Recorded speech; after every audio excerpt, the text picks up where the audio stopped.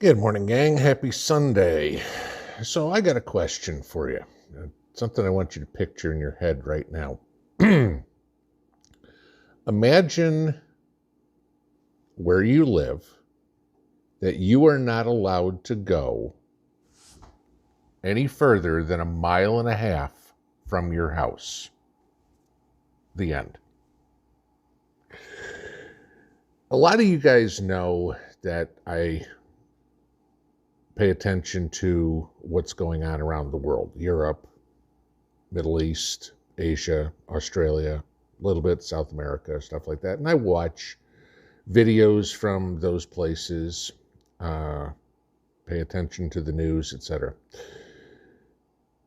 Some of you probably watch Bjorn Andreas Bull-Hansen on YouTube, Norwegian channel. Very interesting to watch and listen to his perspective on a lot of things that are going on. He did a video yesterday that I'm going to link below, which you guys can take a look at if you've never seen his channel. But he was talking about the concept of the 15-minute city in Europe.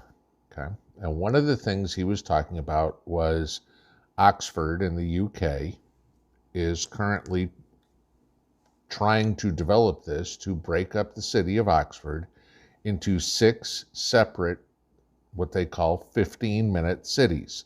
Cities that you can walk or bike to anything you need within 15 minutes. No cars allowed. Okay. So I figured I wanted to take this a little further, and I wanted to see how this affects us in the United States. How far can you bike in 15 minutes? The average person can bike about 3.11 miles in 15 minutes. So you figure if you live on the end of town, the other end of town needs to be 3.11 miles or less. That would be 15 minutes. Okay, so this is the concept here. Small towns of 15 minutes, or of 3 miles, 3 square miles, all over the place, right? Okay. This is so close, and again, I'll link this below for you that you guys can see it. This is so close that Oxford in the UK is voting on doing this on November 29th. That they are going to get rid of all the cars and everything is going to be designed where there is everything a person can need in 15 minutes.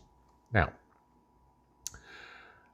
that's going to be really interesting. If you live in a city, okay, let's say, I'll use Mrs. P, for example, okay? Mrs. P grew up in Moscow, lived there obviously for 37 years. Mrs. P has never driven a car in her life, and everything that she had was either very close to her apartment or the metro station, the subway, was, a quarter of a mile walk.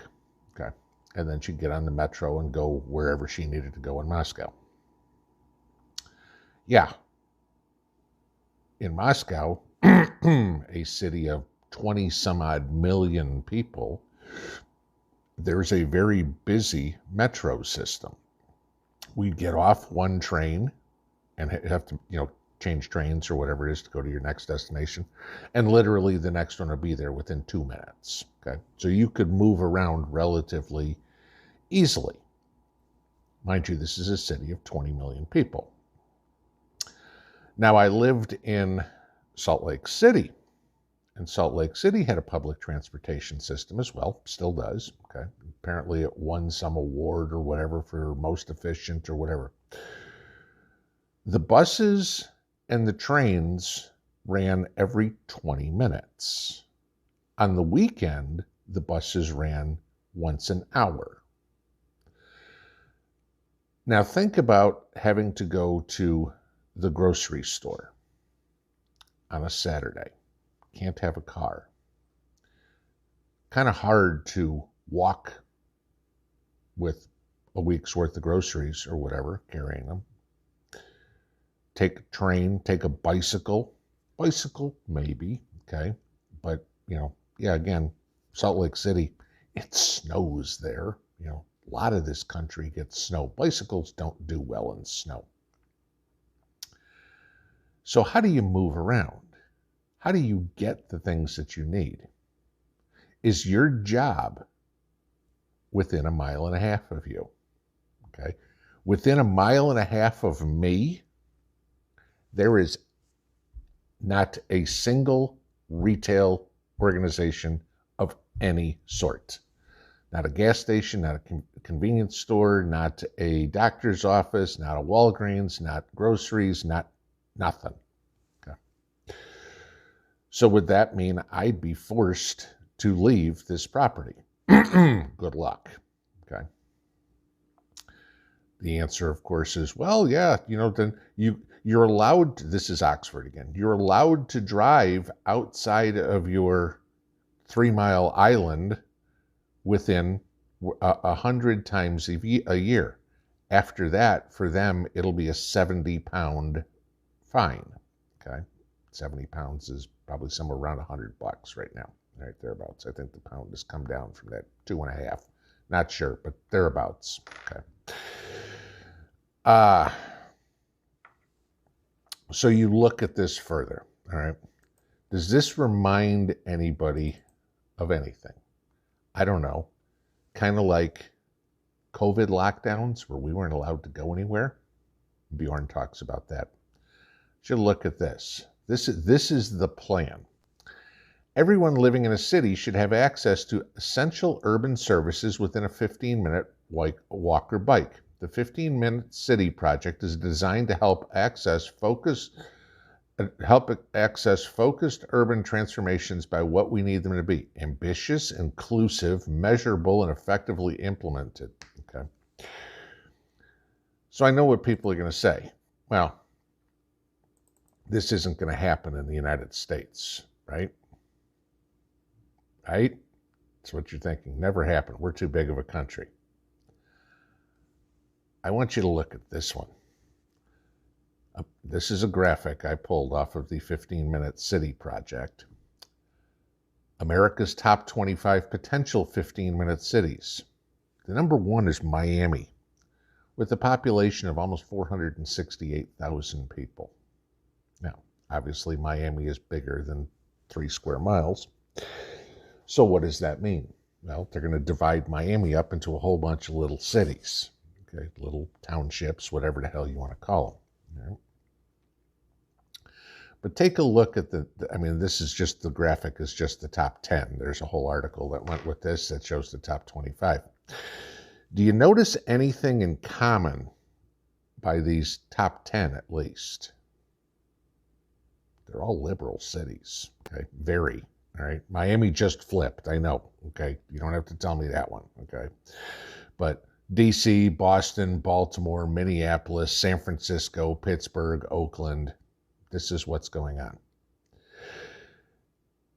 This is the Green New Deal in action, guys. This is the World Economic Forum in action.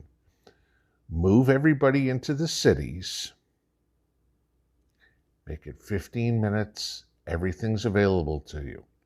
Remember I was talking about the line in Saudi Arabia, that 100-some-odd mile long enclosed city that they've actually starting to build?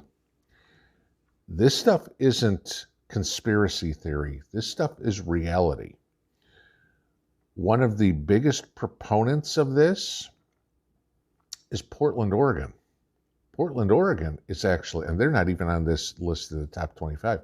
Portland, Oregon is actually looking at doing this right now. You're not allowed to have a car. If you have one, you're not allowed to drive it. Okay. But imagine, like I said, is your job as the store or whatever more than 3 miles away, mile and a half away from you? Okay. If you live dead in the center, you get a mile and a half. If you live on the far end of town, you get 3 miles to the other side. Okay. Do you have that kind of mobility? Could you live with that kind of mobility? This is the kind of stuff we need to prep for. This is what I've been telling you guys about getting used to living on your property or in your little area because you're not allowed to go anywhere else. We talk about martial law and Biden overstepping the Constitution every chance he gets. Can you imagine roadblocks? Where are you going, Mr. Jones? I'm going to see my son. He lives in 2 3-mile towns over, 14 blocks away, whatever it would be.